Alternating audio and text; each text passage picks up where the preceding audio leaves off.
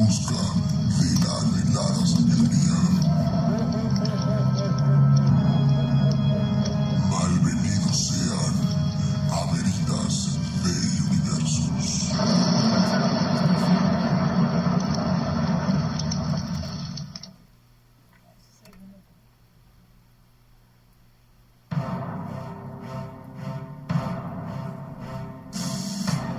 Hola, ¿qué tal? Muy buenas tardes, bienvenidos a una nueva emisión de su programa Veritas Dei Universus en esta pues ya lluviosa tarde. Para aquellos que están saliendo de sus trabajos o van camino a casa, por favor tomen sus precauciones, sobre todo si van manejando. El día de hoy les tengo un tema que me lo pidieron la semana pasada. Hoy estamos en las complacencias aquí en el programa. Hoy vamos a estar hablando de el famosísimo libro de El Necronomicon, el cual ha aparecido en infinidad de series, películas, novelas, libros, caricaturas, etcétera, etcétera. Y antes de dar las redes sociales y entrar un poquito más a fondo del tema, pues este programa está dedicado a la memoria del queridísimo Manuel López, vocalista de la banda mexicana Psicofonía, el cual pues lamentablemente hace unos días perdió la batalla en contra del COVID-19. Por eso es tan importante que se cuiden, que aunque estén vacunados, la sana distancia, gel antibacterial, etcétera, etcétera. Y bueno, pues creo que él en algún lugar, en otro plano, está cantando y pues habrá que aquí en Circo lo extrañamos mucho. ¿Qué les parece si nos vamos con esta primera rola que corre a cargo precisamente de la banda Psicofonía? Y esto que vamos a escuchar es Señora... nada más apunté el Señora. Oscuridad. Noche. Señora de la Noche. Señora de la Noche a cargo de Psicofonía, una banda orgullosamente 100% mexicana. Por acá me escribe Juan Manuel Vázquez. Buenas tardes desde la capital mundial del camote. Hoy en Puebla de visita. Pues siéntate, mi amigo, disfruta del programa. Tenemos 60 minutos de mucha información y entretenimiento. Por favor, ingeniero, dele play. Esto es Veritas Dei Universus.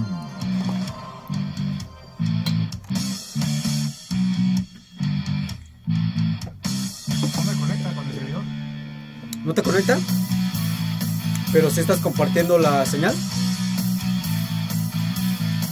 O sea, ¿tu teléfono sí te llega la señal?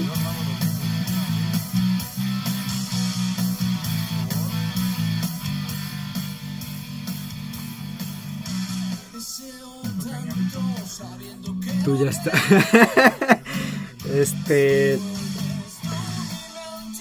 No voy a contestar porque es una falta de educación, pero ya tendremos oportunidad de intercambiar diálogos de esa naturaleza, mi queridísimo Juan Manuel.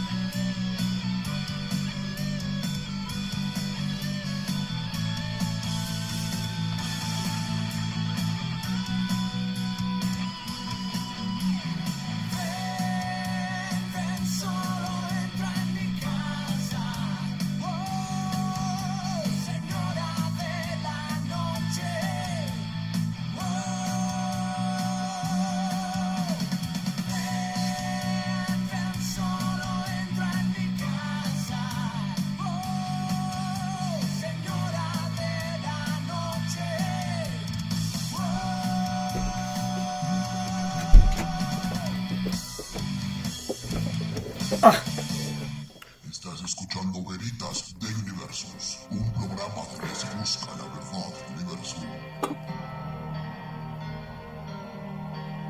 Muy bien, ya estamos de regreso. Miren, en lo que tiene que ver con el Necronomicon, podemos partir de dos puntos. Una, que es un texto que escribiría Lovecraft inspirado en algo. Y la otra, que sería que realmente existe o realmente existió y Lovecraft encontró información acerca de ello. Haciendo un poco de historia. El Necronomicon hago tanta pausa porque la verdad es que es un tema, podría ser un tema difícil, no de entender, sino de explicar. Por acá me dice Rodrigo, abrazo bro, ya queremos que nos digas que todo es mentira. A eso voy. Hay dos vertientes. Una que todo este rollo del Necronomicon salió simplemente de la mente de Lovecraft. Y otra que realmente existió un libro que tendría estos conjuros, de los cuales presumiblemente existe en el Necronomicon. Supuestamente, o según lo podemos tratar de rastrear, fue un libro escrito por un árabe llamado Abdul al-Hazred o al-Hazred, en el cual al parecer era una especie de grimorio para poder convocar espíritus malignos, por cierto, hacia este plano, a diferencia de, por ejemplo, lo que platicamos hace una semana en las clavículas de Salomón, en el cual es originalmente era un grimorio en el cual se puede invocar demonios, pero para hacer ciertos favores o conceder ciertos favores. En el caso del Necronomicon, no es pedir favores a estos entes o estas entidades, sino es prácticamente traer la destrucción a este plano astral. El nombre Necronomicon, necro quiere decir cadáver, nomo, ley, e icon quiere decir imagen. Podría ser algo así como la imagen, la representación de la ley de los muertos, o como comúnmente se le conoce, el libro de los muertos, pero se puede llegar a confundir con el libro que sí existe, que fue el que se utilizaba en el antiguo Egipto, que era el libro de los muertos, pero este libro de los muertos no era para invocar seres del plano astral. Este libro era simplemente una guía para poder trascender en la eternidad. Esto que les acabo de comentar de cómo se desfragmenta la palabra y la definición, la escribe Lovecraft en una carta para su amigo Harry Fisher en el febrero de 1937, donde le dice: he tenido ciertos sueños, he visto esto y quiero escribir acerca de ello. Ahora bien, el libro, que se dice que es un antilibro, que la verdad es que está bastante mal dicho la palabra, el libro que trae olvido y locura en el nombre de un conocimiento que es el conocimiento de la nada, y por tanto ningún conocimiento es. Irónicamente, el paradigma de todos los libros es de que los libros son para aprender, pero este libro, el Necronomicon, es para olvidar y para destruir. Como todos los textos se refieren los unos a los otros, presuponen también los unos a los otros, están en un constante diálogo entre sí, entre arrojar luz, es decir, conocimiento o verdades, y arrojar penumbras o entorpecer el camino de la iluminación de aquellos a quienes lo leen. Sin embargo, nos vamos a centrar un poco más a lo que es la parte de Lovecraft, cómo lo fue escribiendo, cómo lo fue imaginando incluso, y posteriormente vamos a ir a otra parte cuando ya el libro ve la luz y cómo mucha gente, incluso yo me atrevería a decir que se endiosa, se alucina con el libro. Hasta hoy en día yo conozco a muchísima gente que tiene el Necronomicon y que cree que lo que tiene entre las manos es, no sé, la llave a otro mundo, a otro universo, sin darse cuenta de lo que platicamos la semana pasada, que muchos de estos libros, muchos grimorios, no son ni siquiera una 20ª parte de lo que originalmente era, y que lo que uno estamos leyendo ahora en castellano está desvirtuado cuando lo tradujeron de un francés, de un alemán, y de ahí cuando lo tradujeron de un griego, y de ahí cuando lo tradujeron de un latín, etcétera, etcétera. Por acá me comenta Daniel Barrera, este libro nomás es anexo de Lovecraft, es puro cotorreo. Sí, es puro cotorreo, pero Lovecraft lo supo hacer esa cuestión mercantilista, publicitaria. Supo muy bien vender este relato junto con los otros relatos como donde aparecen la criatura como Cthulhu. Supo realmente venderlo, y bueno, estamos hablando de los 40s, en donde la gente todavía era sumamente no asustadiza, sino que la podía uno sugestionar e incluso hacer el viejo y confiable Coco Wash. Él lo supo explotar, porque en realidad se puede rastrear hasta cierto punto el origen, digamos que del texto original, el escrito por Abdul, pero se va perdiendo en la noche de los tiempos hasta que aparece finalmente en el siglo, por ahí el siglo XIX, siglo XX, hasta nuestros días. El título es una palabra que apunta con la manga vacía de un espectro a la nada a la que se refiere. En eso es como todas las palabras con todos los textos. El libro, lo que se dice en el antilibro, el libro que trae olvido y locura en el nombre de un conocimiento que es el conocimiento de la nada. Por acá me comento otra vez que Dani Barrera, ya llegué, por cierto, buenas tardes.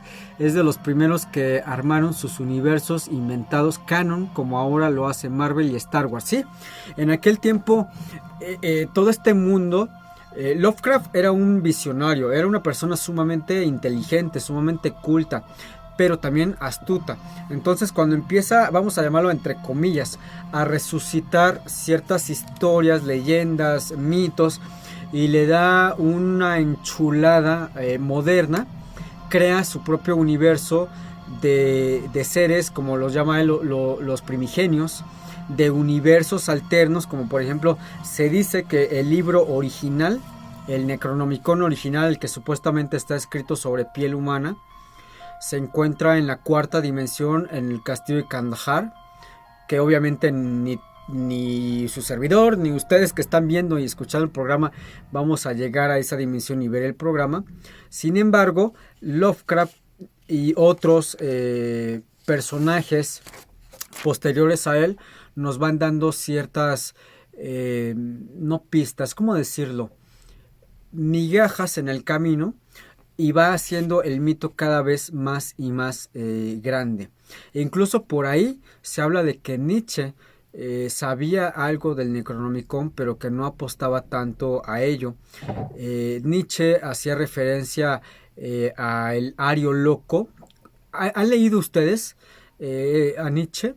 Hay una parte de todo lo que escribió Nietzsche en donde es muy interesante cuando él declara que Dios está muerto, la verdad está muerta. La tierra se ha librado del yugo de su sol y ahora vaga libremente a través de los abismos inexplorados de infinitud cósmica. Nietzsche pensaba que en términos de lenguaje y textos, esto significaba que todo lenguaje tiene sentido no de manera referencial, sino de manera diferencial. El significado de las palabras no se deriva de su referencia a algún objeto marcado por la palabra. Eso queda fuera de toda duda, ya que las cosas reales no llegan a alcanzar el carácter de ideal de las definiciones a causa de la imprecisión del lenguaje. Las palabras solo se refieren a otras palabras, obteniendo su significado de sus parecidos y diferencias respectivas. Sin embargo, según Nietzsche, toda palabra, como se sobreentiende tradicionalmente, promete tener un significado. Nos dice: un momento le indicaré a dónde debe ir. Así es como nosotros, esto sería la raíz de la etimología.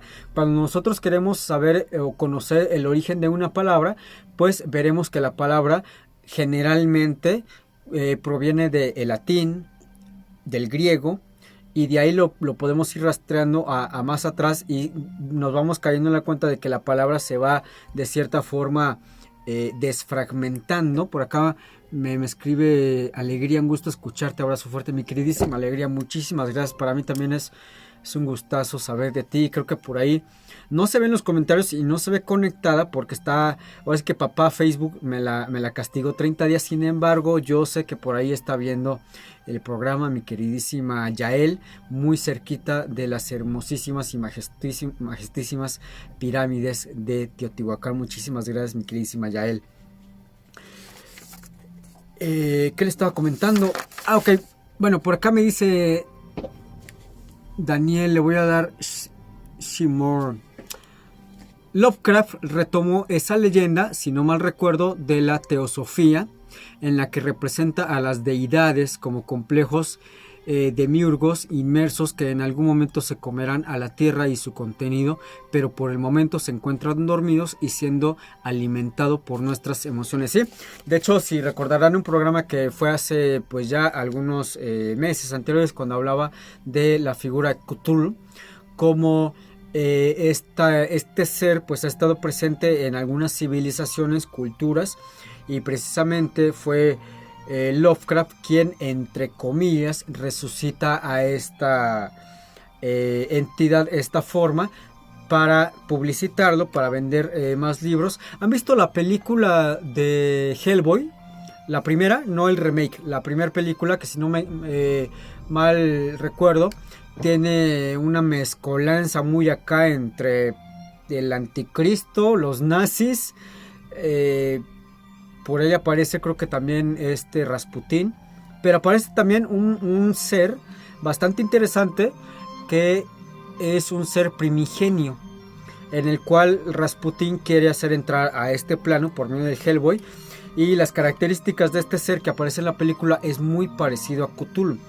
De hecho, creo que se inspiraron mucho en esta figura de este ser, de este dios primigenio, para las películas. Ahora, regresando un poquito en lo que estábamos. ¿Cómo aparece todo este rollo? ¿Cómo es que un día, por acá me escribe Rocío Villada? Hola, mi queridísima Rocío, muchísimas gracias por estar viendo el programa y escuchando a un servidor. ¿Cómo es que le llega, digamos que de inspiración o cómo? Es decir, uno no se levanta simplemente un día y dice, he recibido, bueno, sí, conozco mucha gente loca que sí lo hace, que se cree iluminada y que ya ha recibido por fin la iluminación. En el caso de Lovecraft, incluso sabemos que era un hombre no tan creyente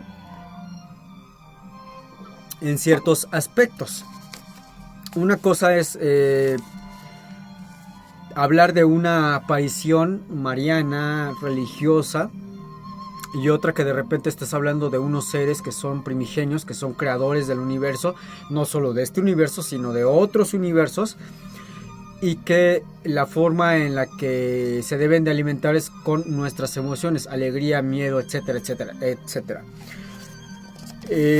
Cada vez que se le preguntó a Lovecraft acerca de esto, si era verdad o no era verdad, Lovecraft siempre se iba por la tangente, nunca respondía de una manera positiva o una manera negativa. Esto no quiere decir que él realmente supiera algo que no debería o que no pudiera saber, sino que podríamos pensar que también era parte de esta estrategia que tenía. Dani Barrera, ¿desde cuándo eres Dani Barrera? ¿Qué no eras Daniel? Bueno, maldito anexo, ¿cómo te cambió, güey? Maldito anexo. Dicen que si hablas con Dios, tienes fe, pero si te contesta, es esquizofrenia. Sí, lo mismo le pasó a Juana de Arco. Juana de Arco, cuando empieza a decir, es que Dios me habla, y toda la gente de la iglesia le decía, oh, hijo mía, ¿y qué te dice Dios? Pues que tenemos que sacar las espadas y los escudos y las lanzas y enfrentarnos y matar al enemigo.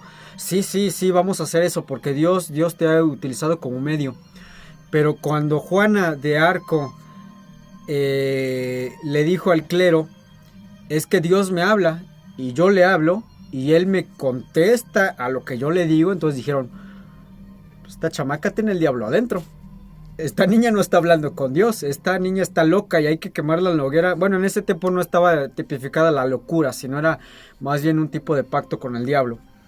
Y pues pobrecita de Juana de Arco, la quemaron en la hoguera, simple y sencillamente por decir que escuchaba a Dios, que hablaba con Dios y que Dios le contestaba. Es decir, si tú dices que hablas con Dios, no hay bronca, eres un elegido, eres un iluminado. Pero si dices que Dios contesta a lo que tú estás diciendo, entonces sí, una de dos: o tienes al diablo dentro o te faltan 3 tornillos en el CPU. Por acá me contesta Rodrigo: son sus personalidades, Cthulhu poseyó a Daniel y ahora es Dani. No, yo creo que eso de bañarse con agua fría y jabón sote en el anexo sí te trauma, cabrón. O sea, yo siento que sí te llega a crear un problema psicológico. Pero bueno, no estamos saliendo del tema. El Necronomicon, en realidad, después de que sale impreso y de que mucha gente se rasga sus vestiduras, de que van a empezar a invocar al demonio, que no saben lo que están haciendo, en realidad, si ustedes tienen oportunidad de leerlo, de analizarlo, incluso entenderlo, ¿por qué no? Se van a dar cuenta que es una historia bastante interesante, una historia primigenia. La mayoría de los nombres que aparecen ahí no van a ser capaces, como su servidor, de pronunciarlos adecuadamente, pero mucho de ello queda en la ficción, aunque hay mucha gente que defiende a capa y espada que el Necronomicon es real, que el Necronomicon existió, que sigue existiendo. De hecho, algunas fuentes dicen que una de las copias del Necronomicon se encuentra actualmente en Argentina, en Buenos Aires. Otra se encuentra en España, no recuerdo ahorita si se encuentra exactamente en Madrid, pero está en territorio español. Y que otra copia, por cierto, otra copia la guarda celosamente el Vaticano dentro de las grandes bóvedas de la cual forma parte el acervo Vaticano. Dice Dani Barrera: hoy amanecí con otra imagen de mí mismo, déjame. Ok, ya no voy a decir nada porque si no lo vamos a llevar a un contexto personal. Y cuando vengas aquí, pues me vas a querer golpear con la base del micrófono. Les comentaba, se supone que todas las copias las tiene ahí en el Vaticano. Pudiera ser posible, tomando en cuenta de que ahí en las bóvedas secretas, entre comillas secretas del Vaticano, tienen mucho conocimiento. No pudriéndose, porque hasta eso son cuidadosos, los tienen a buena temperatura ambiental, no hay polvo, no hay bacterias que puedan corroer los manuscritos, pero tienen mucho conocimiento, tienen incluso textos originales más antiguos que los mismísimos manuscritos del Mar Muerto encontrados en los años 50 del siglo pasado, o incluso libros que fueron prohibidos por la misma iglesia, de Newton, de Kepler, de Nostradamus, de muchos personajes que, de no haber sido prohibido estos libros, yo creo que la humanidad hubiese avanzado un poquito más rápido y seríamos hoy en día capaces de entender otras cuestiones más allá de estos dogmas con los que lamentablemente se nos ha llenado la cabeza durante tantos años. Ahora bien, yo creo que la pregunta, y de hecho el programa pasado me comentaba Julio Munguía acerca de las clavículas de Salomón, de por qué la iglesia había prohibido la lectura de ese y de otros libros como las clavículas de Salomón. Bueno, las clavículas de Salomón es un libro que te insta, no te empuja, te lleva hacia un camino que es el que tú invoques seres buenos, seres malos, y que te va ayudando a, entre comillas, controlando, aunque eso de controlan, la verdad es que es una pura y dos con sal, no es cierto. por más grimorios que ustedes tengan, por más pactos que hagan a la luz de la luna en un pentagrama con 5 velas negras y un guajolote con el pescuezo cortado a un lado, nunca jamás van a tener la energía ni las fuerzas físicas o espirituales de tener bajo su mando a un ser del bajo astral. Ese es un engaño gigantesco.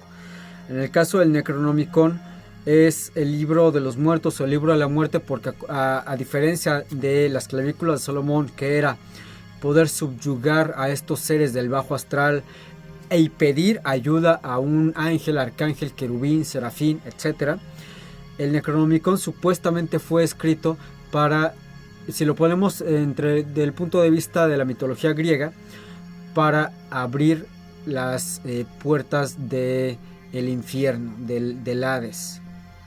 El Necronomicon crea destrucción, y creo que la gente que lo ha podido medio entender de qué va esto, lo podemos ver de una manera muy fiel, por ejemplo en la película de Evil Dead, tanto en la de los 80s, 90s, como en el remake de hace unos años, y en cualquier otra película o serie que ustedes escuchen nombrar el Necronomicon, saben y ahí lo dicen, de que con tan solo leer unas cuantas líneas de este libro se abren las puertas del infierno. Esto lo hace terrible, temible, pero también lo hace atrayente para ciertas personitas, que no voy a decir su nombre, pero que tienen una personalidad bastante agria, que no saben lo que hacen, menos lo que dicen, lo que leen y lo que pudiesen desatar con lo que están haciendo. Por acá me dice Dani Barrera: llevo desde el 21 de junio sin fumar, sin alcohol, sin comer grasa ni azúcar. Definitivamente ya no soy el mismo. Exacto, ese es un verdadero testimonio de superación. Para los que no crean, así es como el anexo te cambia la vida. Sin fumar, sin beber, sin malos... por acá me dice, el objetivo de la magia es de lo más antinatural, tiene que ver con el egoísmo, tiene que ver con el control. El humano tiende a querer controlar su entorno y a sus semejantes, ¿sí? Y ahora imagínate pensar o creer que vas a poder controlar a un ser del bajo astral con tu varita mágica y tu daga en otra mano y tu papiro que imprimiste en un café internet. Es totalmente irreal. Vámonos a otra pequeña pausa musical. Esto que vamos a escuchar a continuación corre a cargo de una banda que precisamente se llama Necronomicon. Estamos a la micha del programa. Esto es Veritas Day Universus. No se me muevan de donde están. Hagamos una pequeña pausa para encender un cigarrillo, beber un poco de vino o simplemente despejar la mente.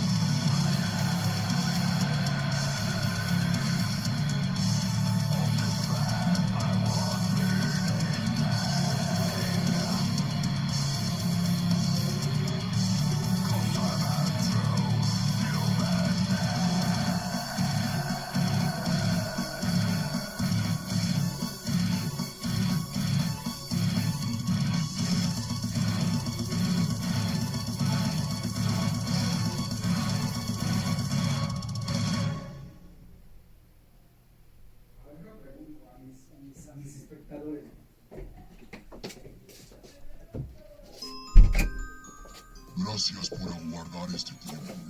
Continuamos entonces en donde nos habíamos quedado.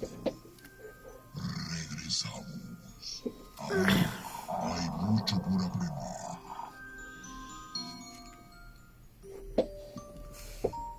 Muy bien, ya estamos de regreso. Ya no voy a traer camisas con partes blancas porque no me permite leer los comentarios. Así que, a ver, voy a leer, así que como Dios me dé a entender.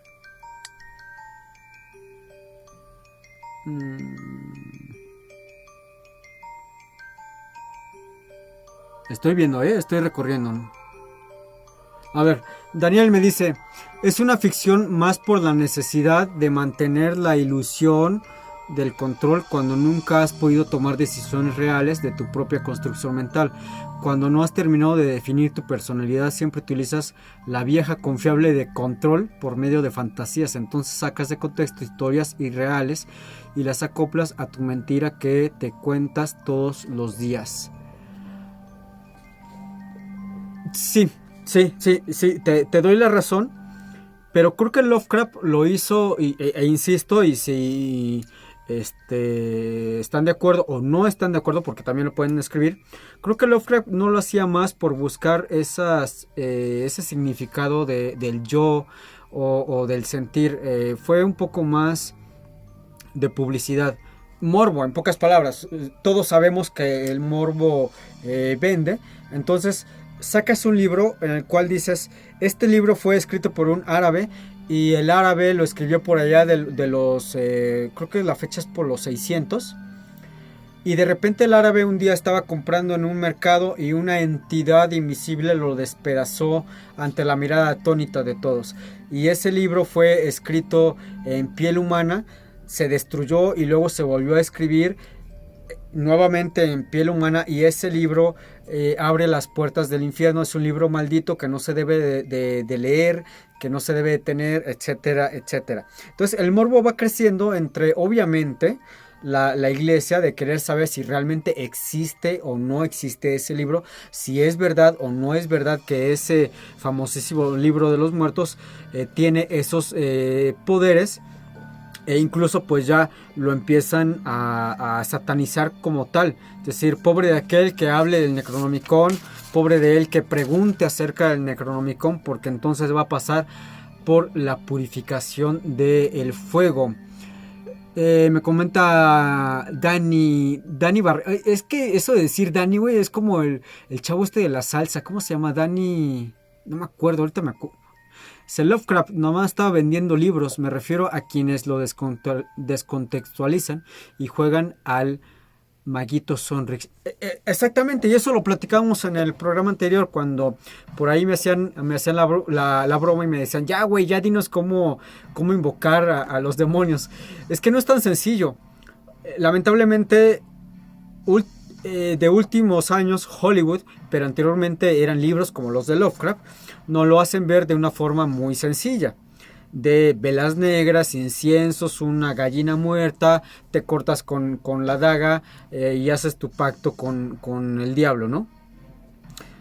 Pero no es así de sencillo, y hay lamentablemente gente que cree que está haciendo lo correcto, a lo mejor no por cuestiones malas, por querer hacer maldad a alguien, o incluso buenas, porque yo conozco a personas, incluso aquí estuvo en el programa una mujer, una bruja, que yo les puedo asegurar que realmente ella es bruja, que es una persona que utiliza las artes obscuras para bien y para mal, pero que también está consciente de aquello de que todo lo que haces y dices o piensas se te regresa 7 veces.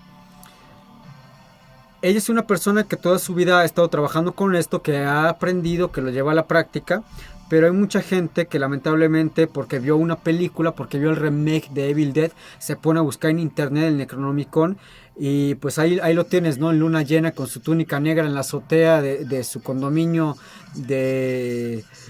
Iba a decir el nombre, pero no nos van a multar. Y empieza a invocar, ¿no? Y está mal, porque más allá de la pésima traducción de muchos de estos grimorios, y para su mala suerte de esta gente, algunos de los nombres de estos seres que aparecen en el libro de San Ciprianito, en las clavículas de Salomón, en el Necronomicon, incluso en el libro que escribiría Eliphas Levi de Dogma, Ritual y Dogma de Alta Magia,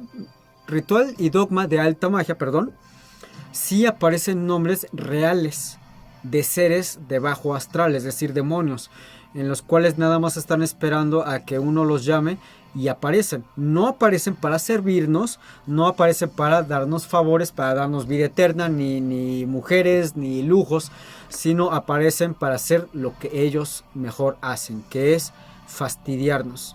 Porque para ellos, nosotros somos seres inferiores.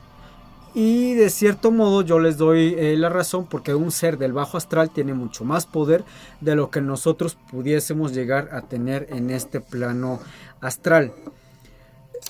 Consecutivamente, cuando el Necronomicon, digamos que por algún tiempo se olvida, gracias a la prohibición de la iglesia, pero regresa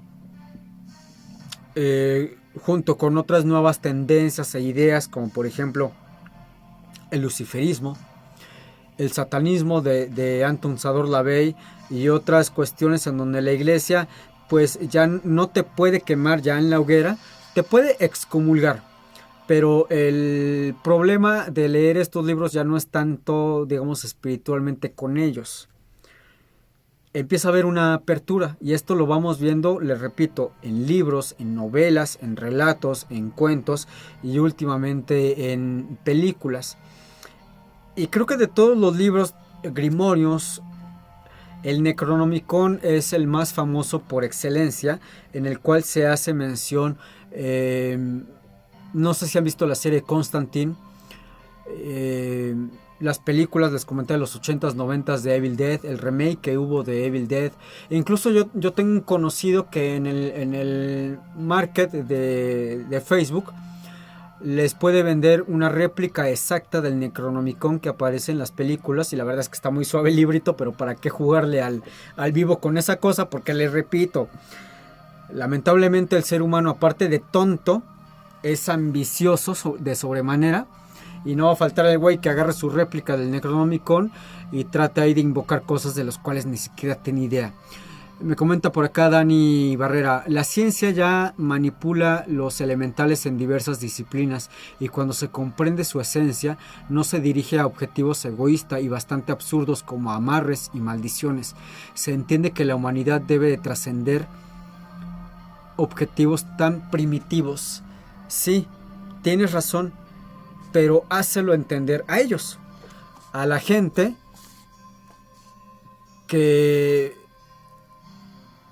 cree en eso de una manera no ciega, sino absurda. Y el otro lado de la moneda está la gente vivaz, vividora, ojete, que pues es su modus vivendi, el estar explotando, y lo voy a decir tal cual, explotando la ignorancia de los demás. La ignorancia ha acompañado a la humanidad desde los anales de la historia, y no es albur. Siempre ha habido una persona que sabe más que el de al lado, y el de al lado, con tal de que el otro le enseñe o le diga o lo guíe, le da títulos, le da dinero. Se va a escuchar bien burdo, pero le da hasta la hermana, porque eso se vio entre los tratados que hubo entre Francia, Italia, Inglaterra, Viena, Austria, Rusia. En los de con tal de acceder a ese poder, pues se hacían estos casamientos entre varias líneas de sangre. Yo creo que si hubiera una persona ahorita que me preguntara y me dijera: oye, ¿y el Necronomicon es peligroso?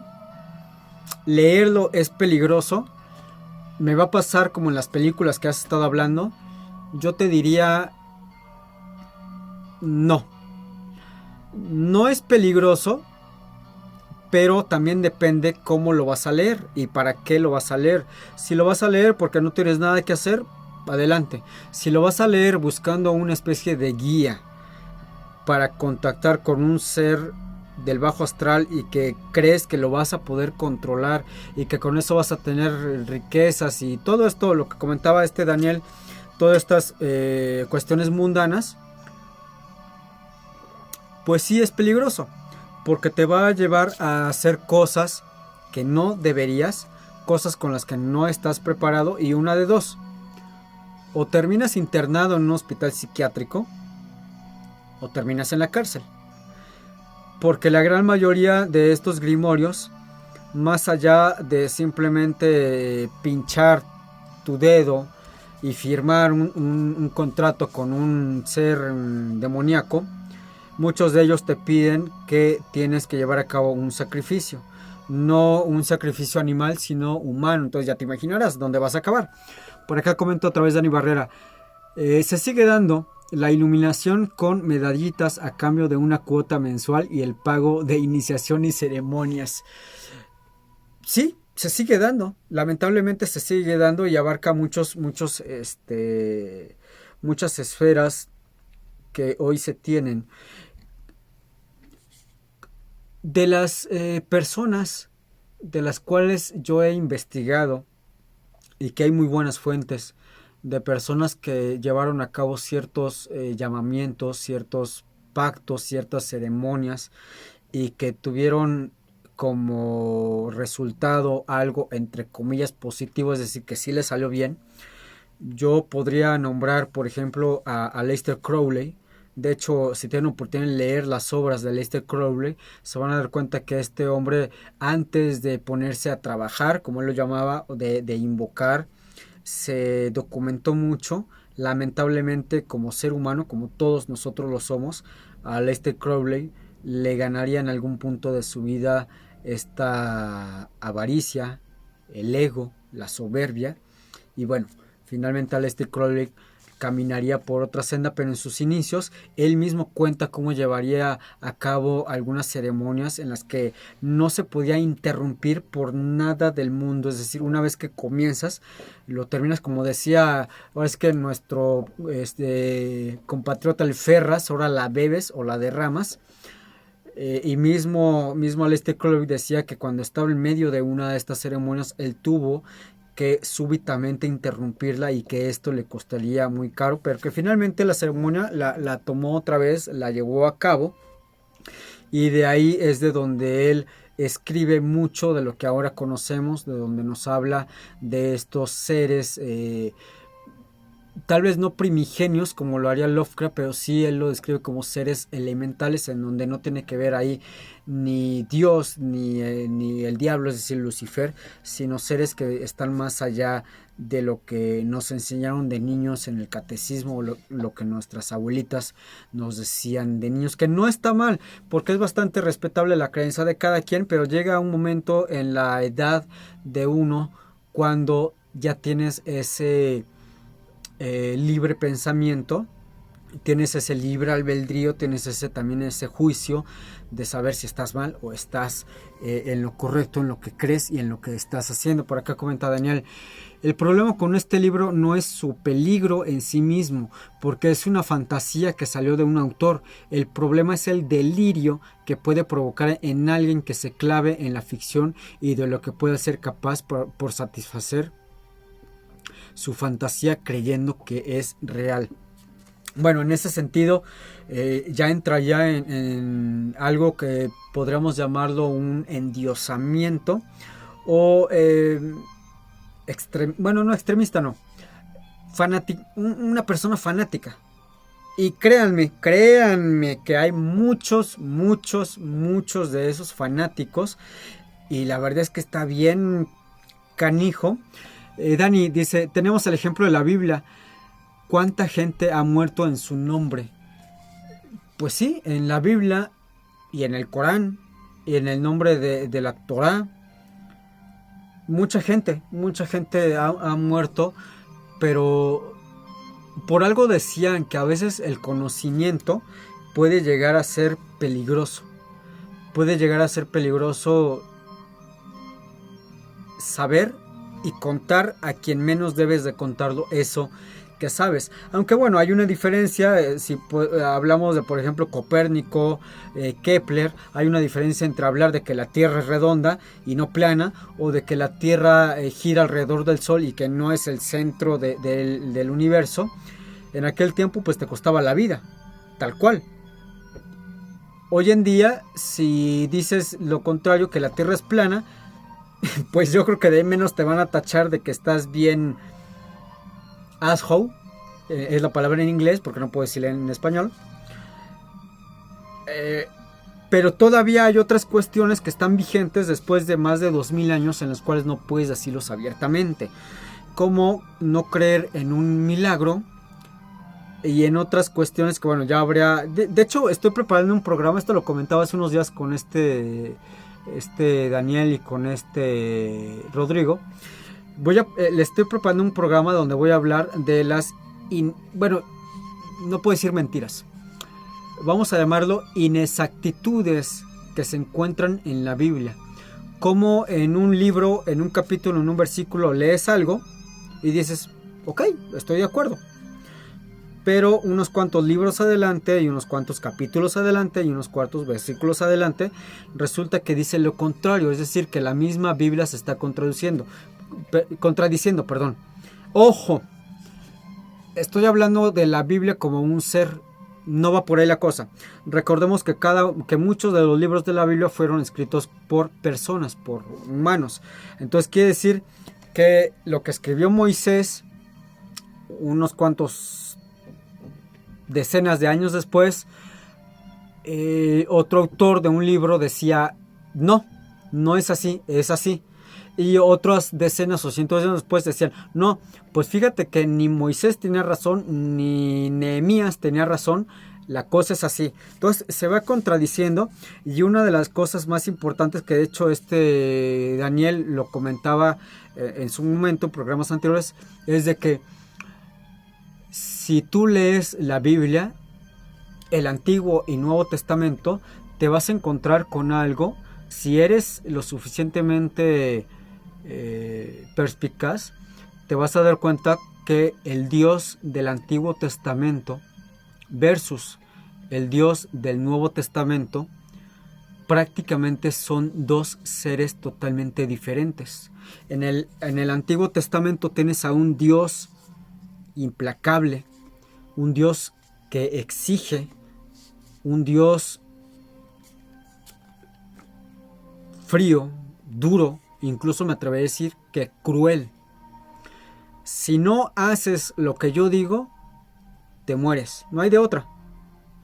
Y en el Nuevo Testamento nos encontramos con otro Dios en el cual te dice que el amor es el camino, que el amor lo puede todo, que el amor lo perdona todo, que no busques venganza, que no odies, que guardes a tu corazón de muchas de estas emociones malvadas.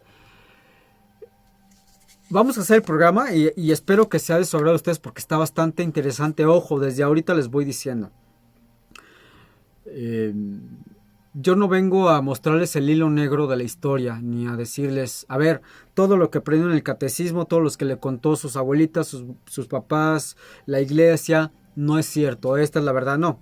Todo esto que yo les comento en el programa siempre se los dejo a criterio. Quiero pensar que ustedes han desarrollado ese criterio y ese libre albedrío para decir, me parece razonable lo que estás diciendo, pero no lo comparto, o no... Estás mal, güey. ¿Cuántas botellas llevas? Estás delirando. Para mí es muy, muy padre cuando ustedes me escriben y nos dicen, me comentan su sentir, lo que analizan, porque hay esa retroalimentación. Porque yo solamente vengo a compartir con ustedes información. Ustedes deciden, lo toman, lo dejan, lo absorben o no se queden con lo que yo les cuento y buscan información al respecto que pueda afianzar lo que yo les comento o que puede echar por a cuestas lo que yo les comento. Dani me dice, desarrollar el pensamiento crítico le llaman. Sí, y la verdad es que en estos días está bastante pobre el asunto de este pensamiento crítico, porque muy pocas personas saben en qué consisten, y de esas pocas personas todavía muy pocas personas lo pueden llevar a la práctica. Siempre uno está a tiempo de enmendar, de recorrer, de ir un paso hacia atrás incluso y rectificar. por favor, no se queden con lo que yo les digo, no se queden con lo que leyeron en un libro, no se queden con el documental, incluso con la película de Hollywood, porque se van a dar cuenta que están cometiendo un grave error. Ya estamos terminando el programa. Le agradezco mucho a la gente que estuvo viendo el programa, que estuvo comentando, que si no pudo llegar a ver el programa completo, en un ratito lo voy a subir a redes sociales. La repetición en audio va a estar por allá del domingo, si no me equivoco, de las 7 de la noche, 6 de la tarde, 7 de la noche. Y pues bueno, a manera de ir cerrando, muchísimas gracias. Estamos... Ay Dios, ya no sé si estamos en naranja o en rojo. Sin embargo, pues lamentablemente yo veo como todos los días en mis redes sociales personas se van despidiendo de amigos, de familiares, aun cuando tenían su esquema completo de vacunación. Por favor, no bajemos la guardia. El hecho de que estemos vacunados o vayamos como un servidor a la mitad de la vacunación, eso no quiere decir que somos Superman, que somos inmunes. Cuídense, por favor. Y cuídense también a quienes viven con ustedes. Por acá me dice Rodrigo. Pero el programa fue respondiendo a Daniel Barrera, no del Necronomicon. Pues yo no tengo la culpa de que el compa en el anexo le hayan enseñado que tiene que exteriorizar su sentir y sus emociones y que su voz se tiene que hacer escuchar. Anda con toda la pila, Dani, desde que salió en el anexo. Ya, en tono serio, por favor, cuídense. Si ustedes no creen en las vacunas, está bien, no crean en ellas. Pero si no se van a vacunar, no se le acerquen a sus padres, a sus abuelos, a sus primos, a sus sobrinos. Quédense encerrados en su casa. No expongan a la demás gente, por favor. Esto fue Veritas de Universus. Los voy a dejar con una última rola de esta banda que se llama Morbid Angel. Muchísimas gracias a Ariel Galván, que como cada semana y peleándose con los duendes de aquí de Circo Volador, pues sacó avante el programa. Por favor, dele play y nos vemos, nos escuchamos dentro de una semanita.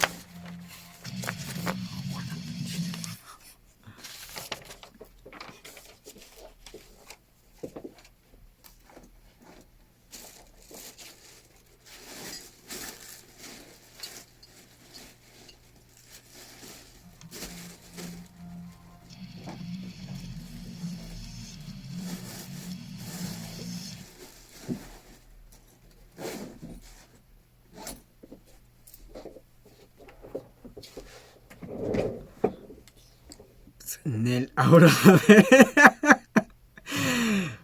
a ver, no agarren el muro para sus obscenidades, por favor, señores. Si se quieren tocar sus cositas, váyanse a tocar a su inbox o a su WhatsApp. Pero aquí, aunque nos hace mucha gracia, no es el medio. Cuídense mucho, les mando un abrazote al tamaño del mundo. Esto fue Veritas de Universus.